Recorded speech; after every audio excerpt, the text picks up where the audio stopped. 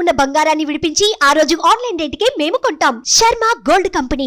నమస్తే, welcome to Suman TV. నేను మీ యామ్ని. ప్రస్తుతం మనతో ఉన్నారు ప్రముఖ ఆధ్యాత్మికవేత్త, గణపతి దత్త ఉపాసకులు, అమ్మవారి సేవకులు మురళీధర్ శర్మ గారు ఉన్నారు. గురుగారితో మనం మాట్లాడదాం. నమస్కారం గురుగారు. మహాదేవ శ్రీమాత్రే నమః. గురుగారు, ఈ మార్చి నెలలో కర్కాటక రాశి వారికి అసలు ఏ విధంగా ఉంటుంది? వీరికి సంబంధించిన పరిహారాలు అంటే ఏంటండి? తప్పకుండా అమ్మ, ఇక్కడ మనం ఎన్నో విషయాలు కూడా చెప్పి ఉన్నాము. ఫలానా రాశుల వారికి ఫలానా జరిగింది అని, జరగబోతుంది అని, కానీ చాలా కామెంట్స్ రూపకంగా కూడా 100% కరెక్టు, సూపర్ అనేటువంటి ఎన్నో కామెంట్స్ కూడా అన్నీ కూడా చూస్తూ ఉన్నాను. మీ అందరి కామెంట్స్ కూడా చూస్తూ ఉన్నాము. చాలా సంతోషం అందరికీ కూడా. అయితే ఇక్కడ ఒక విషయాన్ని గమనించుకోండి. గ్రహచారము గోచారం అనేటువంటిది వేరుంటుంది. గ్రహచారంలో గ్రహాలు మారవు, గోచారంలో మాత్రమే గ్రహాలు అనేటువంటివి మారుతవి అనేటువంటి విషయాన్ని గమనించుకోండి. మనం చెప్పేటువంటివి ఇవి గోచారానికి సంబంధించినవి. కేవలం మీకు ఒక 40 to 50% మాత్రమే మ్యాచ్ అవుతవి, పూర్తిగా మ్యాచ్ కాలేవు అనేటువంటి విషయాన్ని మీరు గమనించుకోండి. మీరు పుట్టినటువంటి సమయానికి ఒక డేట్ ఆఫ్ బర్త్, పుట్టిన సమయం అనేటువంటిది ఉంటుంది. దానిని ఆధారంగా చేసుకొని మీ యొక్క ప్రిడిక్షను చెప్పించుకుంటేనే మంచి రిజల్ట్ ఉంటుంది. ఇక్కడ ఒక విషయాన్ని గమనించండి. యొక్క మార్చి నెలలో ప్రేక్షకులు, మనకు ఎవ్వరికైనా కూడా 12 రాశులకు సంబంధించి కానీ, లేదా ప్రపంచానికి సంబంధించినటువంటి విషయాన్ని కానీ మీరు ఒక్క నిమిషం అర్థం చేసుకోండి. అరిష్ట గ్రహస్థితి అనేటువంటిది మనకు ఏర్పడేటువంటి పరిస్థితి ఉంది. ఇది ప్రారంభం కాబోతూ ఉంది. సామూహికంగా అనేక మంది కూడా వ్యక్తులు మరణించేటువంటి అవకాశం గోచరిస్తుంది. ఇది గమనించండి. వివిధ రకాల ప్రమాదాలు, సంఘటనలు, యుద్ధ భయము కావచ్చును మొదలయ్యేటువంటి అవకాశాలు కనిపిస్తూ ఉన్నాయి. విషాదకర సంఘటనలు కూడా ప్రారంభమయ్యేటువంటి పరిస్థితి గోచరిస్తూ ఉంది. గమనించుకోండి. ప్రతి ఒక్కరూ ఇష్టదైవారాధన చేసుకోండి. యొక్క మార్చి నెలలో 8 గ్రహాలలో రాహుకేతువులకు సంబంధించి మధ్యలో గ్రహాలన్నీ కూడా బందీలుగా అయ్యేటువంటి పరిస్థితి ఉంది. ఒక గురువు మాత్రము బయట ఉండడం జరుగుతుంది అనేటువంటి విషయాన్ని గమనించుకోండి. కర్కాటక రాశి వారు ఒకటే విషయం తెలుసుకోవాలి, మీరు అష్టమ శనిలో మాత్రం ఉన్నారు అనేటువంటి విషయాన్ని గమనించండి. ఇదేదో మీరు బాధపడాలని కానీ, లేదా ఇంకేదో మిమ్మల్ని నర్వస్ చేయడం అని కానీ, లేదా భయపెట్టడం అనేటువంటిది కాదు. ఇక్కడ కేవలం మీరు ఇక్కడ అబ్జర్వ్ చేయాల్సింది ఏమిటి అంటే, అష్టమ శనిలో గృహ మార్పులు, చేర్పులు. రెండవది, ఎవరికైనా మనీ రిలేటెడ్, మనీ ఇచ్చి లాస్ అవ్వడం కానీ, లేదా మీ దగ్గర మనీ లేక ఇబ్బంది పడడం కానీ. మూడవది, ఉద్యోగం రిలేటెడ్ కూడా ఇబ్బందులు ఎదుర్కొనేటువంటి పరిస్థితి. నాలుగవది, భార్యాభర్తలలో గొడవలు ఏర్పడేటువంటి పరిస్థితి. విన్నారా? ఐదవది, చక్కటి పదవి రావడం కానీ, పదవి పోవడం కానీ, పదవిలో నుండి ఆల్ ఆఫ్ సడన్గా. ఇవి మాత్రమే జరుగుతాయి. మీరు చక్కగా హెల్త్ రిలేటెడ్ ప్రాబ్లమ్స్ కూడా ఉంటాయి. అదొకటి.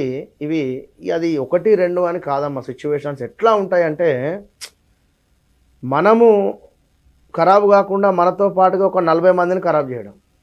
అంటే ఏదో ఒక యాప్ ఉంది అనుకుందాం, ఇందులో ఒక 1000 రూపాయలు ఇన్వెస్ట్ చేసినట్టయితే మనకు మంత్లీ డైలీ ఒక 50 రూపాయలే ఎర్నింగ్.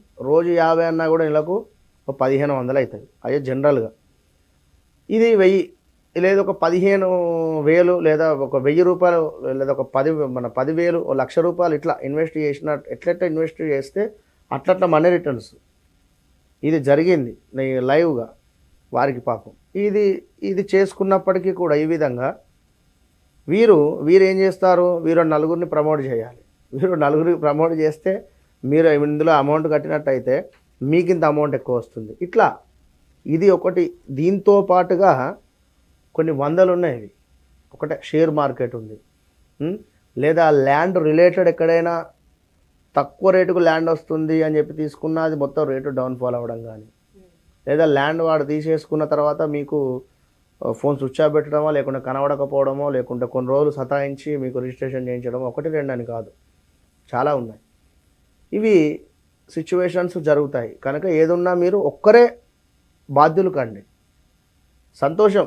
మీకు నెలకు 10,000 ఊరికే ఇంట్లో ఉంటే మీకు అమౌంట్ వస్తున్నది. అది మీరు మాత్రమే ఎంజాయ్ చేయండి. ఇదే కాదు జీవితం. ఇప్పుడు నెలకు నాకు 10,000 వస్తున్నాయి ఈ యాప్ నుండి అంటే ఇదే కాదు కదా. మనం ఎప్పుడు ఇదే ఏజ్లో ఉండం కదా, ఇక్కడే ఉండం, ఇదే ఏజ్లో ఉండం. కనుక అది నిజమా కాదా అనేది మీరు నిర్ధారణ చేసుకోండి. ఇప్పుడున్న సిచ్యువేషన్లో ఇది నిజము అని మీ మనస్సాక్షి చెప్తూ ఉంటుంది పదే పదే పదే పదే, అది కూడా అబ్జర్వ్ చేసుకోండి. కనుక ఏదైతే చెబుతుందో దానికి కాస్త వెయిట్ చేసి ముందుకెళ్ళండి అంతే. ఇక వీరికి సంబంధించినటువంటి విషయాన్ని చూసుకున్నట్టయితే అనుకున్నది ఒకటి అయ్యింది ఒకటి అనేటువంటిది వీరికి ఇప్పుడు అర్థం చేసుకోవాలి.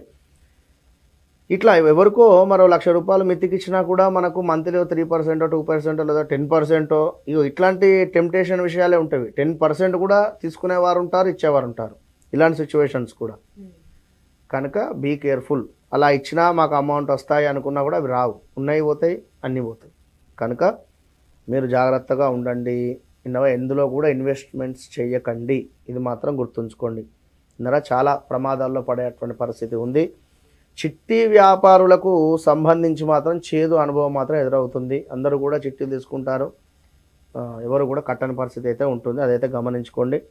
ఇనుము రిలేటెడ్ రంగం వారికి మాత్రం చాలా మైనస్ ఉంటుంది. అది ఒక 4 వీలరా 2 వీలరా లేదా ఇనుము రిలేటెడ్ ఏదైనా కావచ్చును. జాగ్రత్త. అంటే ఇక్కడ ఇందాక మనం ఒక మిథున రాశి వీడియోలో చెప్పుకోవడం జరిగింది, అవి మానేసి ధర్మంగా ఉంటే సూపర్గా ఉంటారు అంతే. ఇంకా మరొక విషయం ఏమిటి అంటే మాట నిలబెట్టుకోలేనటువంటి పరిస్థితి. ఇప్పుడు ఎవరికో పలానా సమయానికి మనం అమౌంట్ ఇస్తాము అని ఒక దగ్గర అమౌంట్ తీసుకొని ఉన్నాం, వారికి సమయానికి ఇవ్వలేని పరిస్థితి. విన్నారా? ఇంకా జాబ్ రిలేటెడ్ ఇబ్బందులు కూడా గోచరిస్తూ ఉన్నాయి, మార్పులు.